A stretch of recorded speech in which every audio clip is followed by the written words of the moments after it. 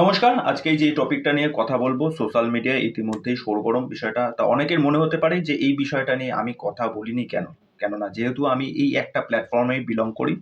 রণবীর এলাহাবাদিয়া এবং সমীর রায়না, যে তারা একটা শোটা চালায়, সেই শোটাকে নিয়ে একটা কন্ট্রোভার্সিয়াল কথাবার্তা হয়। এবং এখনকার সময়ে দাঁড়িয়ে এই কথাবার্তাগুলো কি সত্যি সমাজের জন্য কোনো ইনফ্লুয়েন্স বা কোনো রকম ভালো মেসেজ বা কোনো কিছু দিচ্ছে? আপনাদের কি মনে হয়? ঝাঁ তকতকে একটা পডকাস্টের ব্যবস্থা করা, চারিদিকে লাইট ফাইট, একটা ভালো ভালো যে কোনো ব্যক্তিত্বকে সামনে নিয়ে এসে তাকে যেরকম তেরকমভাবে প্রশ্ন করা এবং সেই প্রশ্নের কোনো আগা মাথা কোনো কিছুই নেই।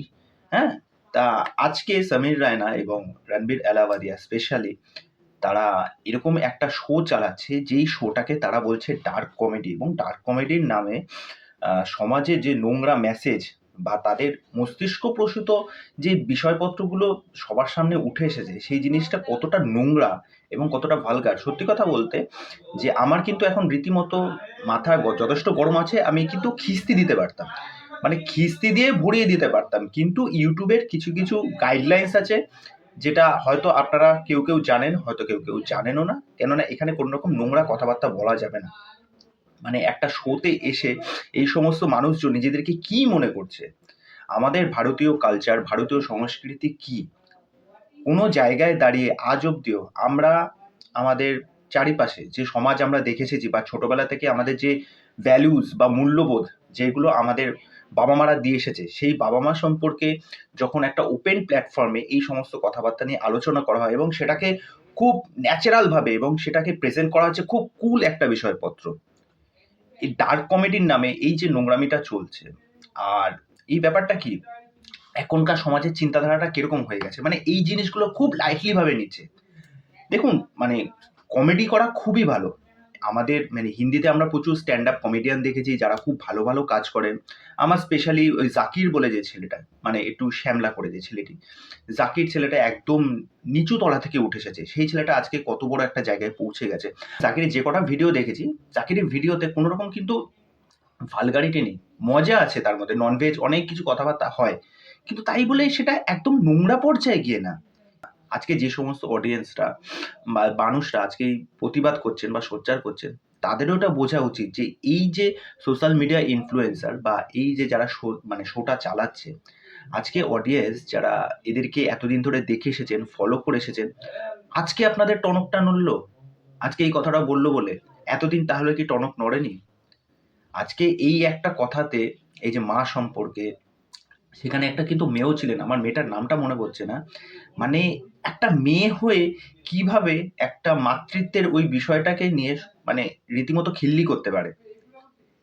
মানে ভাবুন তাহলে, যারা সমাজের যারা ওই দুষ্কৃতী আছে বা ওয়ান কাইন্ড অফ যারা মেয়েদের উপর নানা রকম মলেস্টেশন বা নানা রকম নোংরা কাজ করে থাকে, তাহলে তাদের সাথে তোমার কি পার্থক্য থাকলো?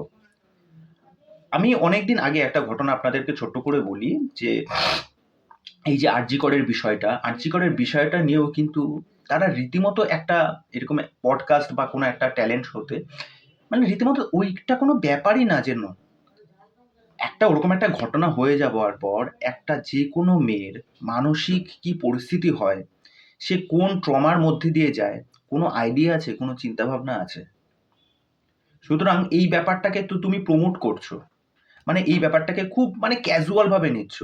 এখনকার সময়ে দাঁড়িয়ে যে সমস্ত যারা নিজেদেরকে কুল ভাবে বা জেনজি কিডস যাদের আছে, তাদের চিন্তা ভাবনার সাথে মানে যারা নাইনটিজ যারা আছে, তাদের চিন্তা ভাবনার কিন্তু আকাশ পাতাল পার্থক্য। তাদের কাছে বাড়িতে মিথ্যা কথা বলাটা কোনো বিষয় নয়। তারা বাড়িতে একরকম ভাবে থাকে, বাইরে গিয়ে রীতিমতো তারা একদম অন্য একটা বিহেভ করে, তারা রীতিমতো স্মোক করে। এবার অনেকে হয়তো বলতে পারবে এটা আমাদের সকলের ইকুয়ালিটি, আমাদের প্রত্যেকেরই একটা বলার অধিকার আছে, বাক স্বাধীনতার অধিকার আছে, যা কিছু করার অধিকার আছে। বাংলায় একটা কথা আছে, স্বাধীনতা এবং স্বেচ্ছাচারিতা। স্বাধীনতার একটা কিন্তু মাপকাঠি আছে, স্বেচ্ছাচারিতা আপনি যা খুশি করতে পারেন না। এই জিনিস যেগুলো হচ্ছে এখনকার সমাজে দাঁড়িয়ে, সেগুলো এক প্রকার স্বেচ্ছাচারিতা হচ্ছে।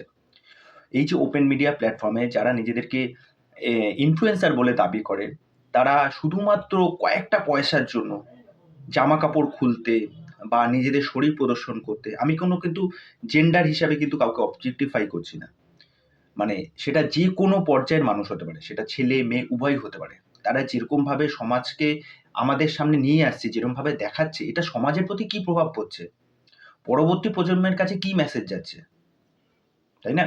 কেননা ভারতীয় কালচার, ভারতীয় সংস্কৃতি, আমাদের ভারতীয় সভ্যতায় যবের থেকে আমরা এই জিনিসগুলো দেখে এসেছি, মাকে আমরা কোন পর্যায়ে দেখি? আমাদের এখানে তো এত দেবদেবীর পুজো হয়। তাহলে তারা এই ধরনের কথাবার্তা কিভাবে এটাকে ডার্ক কমেডির মধ্যে আনতে পারে? এই বিষয়টা আমার একদম ভালো লাগেনি। এই বিষয়টা নিয়ে প্রত্যেকের প্রতিবাদ করা উচিত এবং যারা এই ডার্ক কমেডির নামে এই সমস্ত ট্যালেন্ট শো বলে চালাচ্ছে, মানে সস্তা বস্তা পচা, এইগুলো কোনো ট্যালেন্টই না। ভালগারিটি বা নোংরামি যদি কোনো ট্যালেন্ট হয়, তাহলে আই এম সরি, সত্যি সরি। তারা এই সমস্ত কিছু ডিজার্ভই করে না। তারা সমাজের জন্য কিচ্ছু করছে না, জাস্ট কিচ্ছু করছে না। আর যারা এই শোগুলো দেখেন তাদেরকে বলবো, এই সমস্ত ইনফ্লুয়েন্সারদের প্লিজ মাথায় তুলবেন না। আর যারা এই সমস্ত পডকাস্ট করে বা শো করে, এই যে ব্যাপক ব্যাপক সেলিব্রিটি নিয়ে আসলো, হ্যাঁ, একটা দারুণ কতগুলো কথাবার্তা বললো, একদম ভারতীয় কালচার সম্পর্কে কথা বলছে, হিন্দু মাইথোলজি সম্পর্কে কথা বলছে, তারপর এরকম একটা শোতে গিয়ে এরকম একটা ভালগারিটি করছে, তাই না? তা বিষয়টা হচ্ছে ওটাই, যে আপনাদেরকে বুঝতে হবে আমি কোন জিনিসটা গ্রহণ করব, কোন জিনিসটা গ্রহণ করব না। এখনকার সময় দাঁড়িয়ে পডকাস্টের নামে দেখুন, প্রচুর বাংলায় ভালো ভালো পডকাস্ট আছে। সন্দেশ বলে যে একটা টিভি আছে, আপনারা সেখানে গিয়ে পডকাস্ট দেখুন, দারুণ দারুণ কন্টেন্ট আছে। আর এই সমস্ত ইনফ্লুয়েন্সাররা যখন কেবিসির মতো একটা প্রোগ্রামে যাচ্ছে বা অন্য একটা জায়গায় প্রোগ্রামে যাচ্ছে, এদের মুখ না মুখোশ, এই দুটোর মধ্যে কিন্তু পার্থক্য আপনি বার করতেই পারবেন না। মানে একটা জায়গায় গিয়ে তারা কিভাবে কথা বলছে, এবং ওরকম একটা ট্যালেন্ট শো যেটার কোনো মানেই হয় না, একটা বস্তা বাজে। আমি ওটাই বললাম, ইউটিউব কমিউনিটির কতগুলো বিষয় আছে, নইলে আমি এখানে রীতিমতো খিস্তি মারতে পারতাম, রীতিমতো খিস্তি মারতে পারতাম, ঠিক আছে? কিন্তু স্ট্রাইক চলে আসবে বলে দ্যাটস ওয়াই আমি কোনো রকম ভালগার কথাবার্তা আমি এখানে বলতে পারছি না। আমি এটাই বলবো যে যে সমস্ত ইনফ্লুয়েন্সাররা সত্যি সত্যি সোশ্যালের জন্য বা সেই সমাজটার জন্য ভালো কাজ করছে, তাদেরকে ফলো করুন, তাদেরকে সাপোর্ট করুন। এই সমস্ত ইনফ্লুয়েন্সাররা মানে সমাজের জন্য এক প্রকার ক্ষতিকর। এটা ড্রাগ এক প্রকার। ড্রাগ যেরকম একটা নেশা, সমস্ত মানে কাজপত্র দেখা বা এদেরকে ফলো করা এক প্রকার কিন্তু অ্যাডিকশন, সেটা ড্রাগের মতো। মানে এটার মানে ক্ষতিটা যে কত দূর এটা আপনারা চিন্তা ভাবনা করতে পারবেন না। তা যাই হোক, আমি এগুলোকে একদম সাপোর্ট করি না। আমি এটাকে ধিক্কার জানাচ্ছি, তার এই কথাবার্তা, তার এই চিন্তাধারাকে, এবং রণবীর আলাহাবাদিয়া এবং তার সাথে যারা যারা ছিলেন। তা এই বিষয় নিয়ে আপনাদের কি মতামত সেটা অবশ্যই আমাকে কমেন্ট করে জানাবেন। তো চলুন আজকে ভিডিও এখানে শেষ করছি, পরবর্তী ভিডিওতে আবার দেখা হচ্ছে। নিজেদের মতামত কিন্তু অবশ্যই জানাবেন। চলো, বাই।